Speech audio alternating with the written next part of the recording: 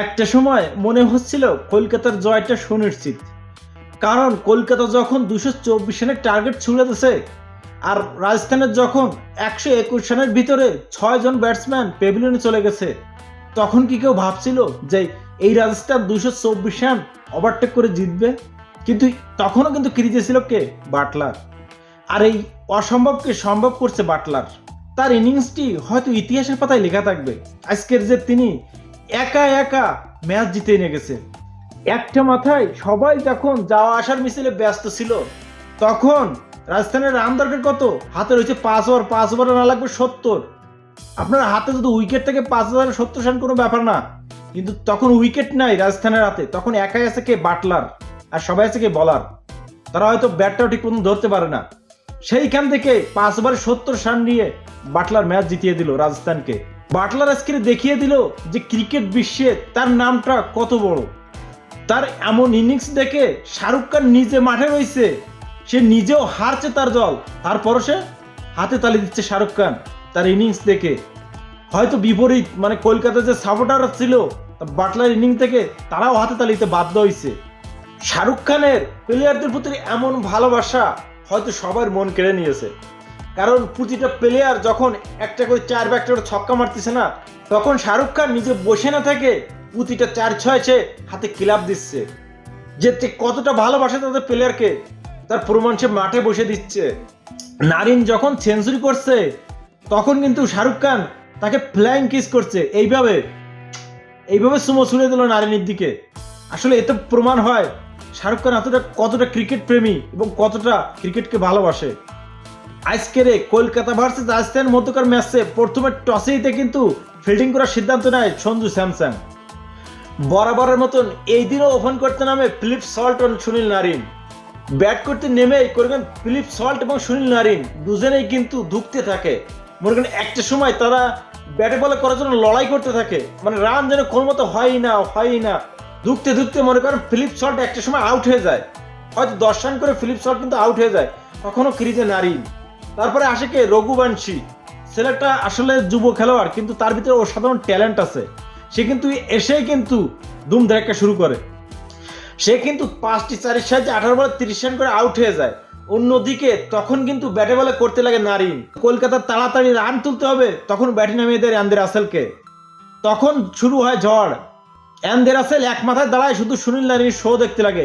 Sunil Narine একের পর এক বল ছক্কা চালিয়ে মনে করে বাউন্ডারি ছাড়া করতে লাগে।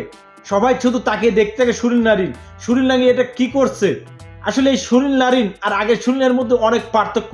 সুনীল নারিন এক কথায় ফুল চেঞ্জ হয়ে গেছে।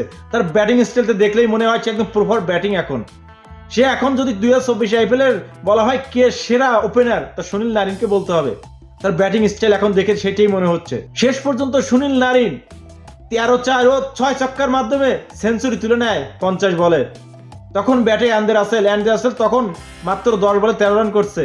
সুনীল নারিন কিন্তু একাই খেলছে, সম্পূর্ণ একাই খেলছে সুনীল নারিন। যখন সুনীল নারিন সেঞ্চুরি করে, তখন কিন্তু সবাই, শাহরুখ খান থেকে শুরু করে গ্যালারির সবাই কিন্তু তাকে সম্বর্ধনা দেয়। কারণ যে সুনীল নারিন একটা প্রপার বোলিং ছিল, সেই সুনীল এখন প্রপার ওপেনার হয়ে গেছে। এই বছরের IPL এ মনে করেন সুনীল নারিন একেবারে চেঞ্জ হয়ে গেছে। তার ব্যাটিং স্টাইল সম্পূর্ণ একটা ব্যাটিং এর মতন। আগে তো সে আসতো দুম দাঁড়াকে 2-4টে মারিটে আউট হয়ে যেত, কিন্তু এখন তার ব্যাটিং স্টাইল অন্যরকম। সেঞ্চুরির পর বেশিক্ষণ ক্রিজে থাকতে পারে সুনীল নারিন কিন্তু 109 রানের মাথায় 57 বলে 109 রান করে আউট হয়ে যায়। অপরদিকে অ্যান্ডে রাসেলও 10 বলে 13 রান করে আউট হয়ে যায়। তখন ব্যাটে আসে কে? রিঙ্কু সিং এর ছোট একটা ক্যামের উপর ভর করেই কিন্তু কলকাতা ভাই বড় পুঁজি 224 রানের বড় পুঁজি পায়। রিঙ্কু সিং করে 9 বলে 21 রান, 2 ছক্কায় 1 চারের সাহায্যে। এই দিন রাজস্থানের পক্ষে ট্রেন্ট বোল্ট 4 বলে 31 রান নেয় 1 উইকেট, আবেশ খান নেয় 2 উইকেট ও কুলদীপ সেন নেয় 2 উইকেট, যুজবেন্দ্র চাহাল 1 উইকেট নিয়েই কিন্তু তার পার্পল ক্যাপটা এখনো মাথায় রাখছে। 12 উইকেট নিয়ে এখন টপ উইকেট টিকার যুজবেন্দ্র চাহাল, পার্পল ক্যাপটা তার মাথায়।